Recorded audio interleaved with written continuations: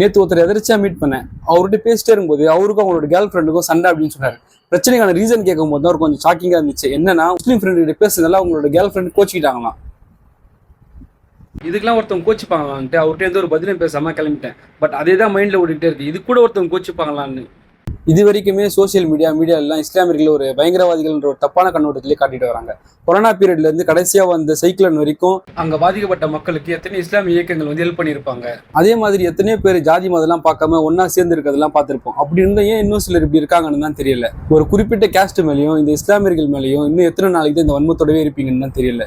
பிஸ்மில்லாஹிர் ரஹ்மானிர் ரஹீம். நெஞ்சில் ஒரு கால் நினைப்பின் இருகாலும் தோன்றும் முருகா.